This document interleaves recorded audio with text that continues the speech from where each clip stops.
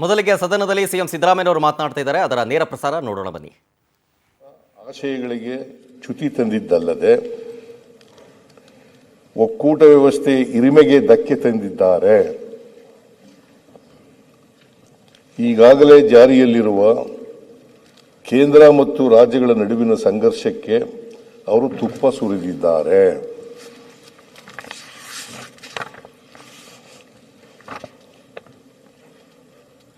ರಾಜ್ಯಪಾಲರ ನಡವಳಿಕೆ ರಾಜ್ಯಪಾಲರ ಘನತೆಗೆ ತಕ್ಕುದಾಗಿರಲಿಲ್ಲ ಅಂತ ಹೇಳಿ ವಾರ್ತಾಭಾರತಿ ಪತ್ರಿಕೆಯವರು ಎಡಿಟೋರಿಯಲ್ನಲ್ಲಿ ಬರೀತಾರೆ. ಉದಯವಾಣಿ ಇದು ಮಂಗಳೂರಿನಲ್ಲಿ ಹೆಚ್ಚಾಗಿ ಓದ್ತಕ್ಕಂಥ ಪತ್ರಿಕೆ. ಇದೇ ಮೇಯ್ನು. ಇಲ್ಲೂ ಇದೆ, ಬಟ್ ಮಂಗಳೂರಿನಲ್ಲಿ ಜಾಸ್ತಿ. ಮಂಗಳೂರು, ಉಡುಪಿ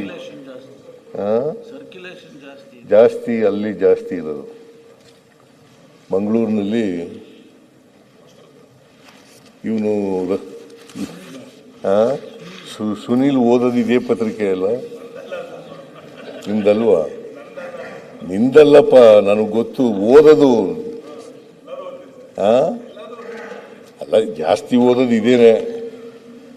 ನನಗೆ ಗೊತ್ತಿದೆ ಮಂಗಳೂರಿನವರೆಲ್ಲ ಜಾಸ್ತಿ ಯಾವ ಪತ್ರಿಕೆ ಓದ್ತಾರೆ ಅಂತ ಗೊತ್ತಿದೆ. ಅದ್ರಲ್ಲಿ ನೀನು ಮಂಗಳೂರಿಂದ ಬಂದಿರೋನಲ್ಲ, ಉಡುಪಿಯಿಂದ ಬಂದಿರೋನು. ಅದರಿಂದ ಉದಯವಾಣಿಯವರು ಬರೀತಾರೆ, ರಾಜ್ಯ ವಿಧಾನಮಂಡಲದ ಜಂಟಿ ಅಧಿವೇಶನ ಗುರುವಾರ ಐತಿಹಾಸಿಕ ಕಳಂಕವೊಂದಕ್ಕೆ ಸಾಕ್ಷಿಯಾಯಿತು. ಇದು ರಾಜ್ಯದ ಜನತೆಗೆ ಬಗೆದ ಸಾರ್ವತ್ರಿಕ ದ್ರೋಹವಲ್ಲದೆ ಇನ್ನೇನಲ್ಲ. ಉದಯವಾಣಿಯವರು ಬರೆದಿರೋದು. ರಾಜಕೀಯ ಪ್ರತಿಷ್ಠೆಗಾಗಿ ಪ್ರಜಾಪ್ರಭುತ್ವದ ಶಾಸನ ಸಭೆಗಳ ಘನತೆ ಗೌರವಗಳಿಗೆ ಕುಂದು ತರುವುದು ಸರಿಯಲ್ಲ.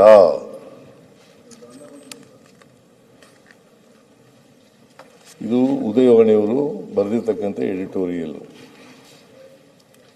ವಿಜಯವಾಣಿ ಇವ್ರ ಪಕ್ಷದವರೇ ಅದರ ಸಂಪಾದಕರು, ಬಿಜೆಪಿ ಪಕ್ಷದ. ಪಾರ್ಟಿಗೆ ಸೇರಿಸಿರಿ, ನಿಮ್ ಪಾರ್ಟಿಯವ್ರ ಸಂಪಾದಕರು ಅಂತಂದ್ರೆ ನಿಮ್ ಪಾರ್ಟಿಯವ್ರು ಅಲ್ವಾ ಅವರು? ಯಾರು? ಸಂಕೇಶ್ವರ್ ನಿಮ್ ಪಾರ್ಟಿಯವ್ರಲ್ವಾ?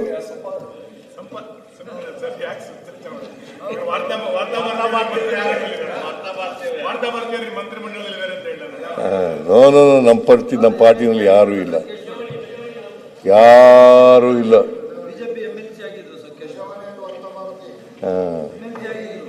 MP ಆಗಿದ್ರು, ವಿಧಾನ ಪರಿಷತ್ನಲ್ಲಿದ್ರು, MP ಆಗಿದ್ರು. ರಾಹುಲ್ ಗಾಂಧಿ ಅವರು ನ್ಯಾಷನಲ್ ಹೆರಾಲ್ಡ್ ಎಡಿಟರ್. ಹೌದು, ಎಡಿಟರ್ ಅಲ್ಲ, ಒನ್ ಆಫ್ ದಿ ಮೆಂಬರ್ಸ್ ಅಷ್ಟೇ. ಸಂಕೇಶ್ವರ್ ಅವರು ಅದೇ ಟೈಪ್. ಆಯ್ತಪ್ಪ, ನಾನು ಬೇಡ ಇಲ್ಲ ಅಂತ ಅವ್ರ ಮೇಲೆ ಅಲಿಗೇಷನ್ ಏನು ಮಾಡ್ಲಿಲ್ವಲ್ಲ. ನಾನು ಮಾಡದ್ನ ಮಾಡದ್ನೇನ್ರಿ? ಮಾಡಿಲ್ಲ, ಇಲ್ಲಿವರೆಗೂ ಮಾಡಿಲ್ಲ, ಮುಂದೆನೂ ಮಾಡಲ್ಲ. ಸುಮ್ಮನೆ ಅಲಿಗೇಷನ್ ಮಾಡಲ್ಲ. Unless there is a document, only through documents will make allegations. Otherwise ಸುಮ್ಮನೆ ಮಾಡಕ್ ಹೋಗಲ್ಲ ನಾನು ಅಲಿಗೇಷನ್. ವಿಜಯವಾಣಿಯವರು ಏನಂತ ಹೇಳಿದ್ದಾರೆ, ಸಂವಿಧಾನದ 176ನೇ ವಿಧಿ ಪ್ರಕಾರ ರಾಜ್ಯ ಸರ್ಕಾರ ಸಿದ್ಧಪಡಿಸಿರುವ ಭಾಷಣವನ್ನು ರಾಜ್ಯಪಾಲರು ಪೂರ್ಣವಾಗಿ ಓದುವುದು ಕಡ್ಡಾಯ. ಸರ್, ಬೇರೆಯವ್ರದೆಲ್ಲ ಹೆಡ್ಲೈನ್ ಹೇಳಿದ್ರಿ, ವಿಜಯವಾಣಿ ಹೆಡ್ಲೈನ್ ಯಾಕೆ ಹೇಳಲಿಲ್ಲ?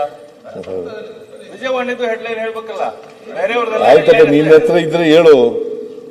ವಿಜಯವಾಣಿ ಹೆಡ್ಲೈನ್ ಎಡಿಟೋರಿಯಲ್, ಇದು ಹೆಡ್ಲೈನ್ ಅಲ್ಲ. ಆಯ್ತು, ಎಡಿಟೋರಿಯಲ್ ಬೇರೆ.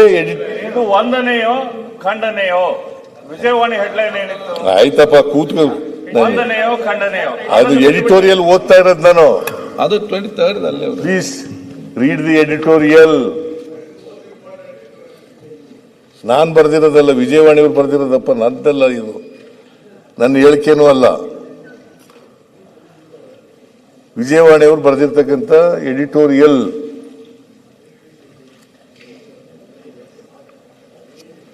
ಓದುವುದು ಕಡ್ಡಾಯ.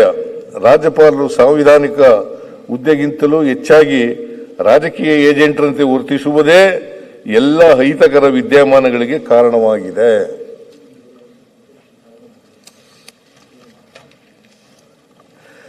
ಆಮೇಲೆ Deccan Herald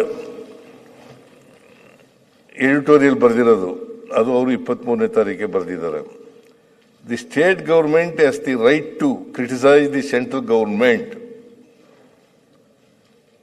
the state government has the right to criticise the central government and the governor has no authority to disapprove of this criticism. An obstructionist office that is guided by political interests and gets the way of an elected state government has no place in federal system. ಇದು ಡೆಕ್ಕನ್ ಹೆರಾಲ್ಡ್ನವರು ಹೇಳಿರೋದು.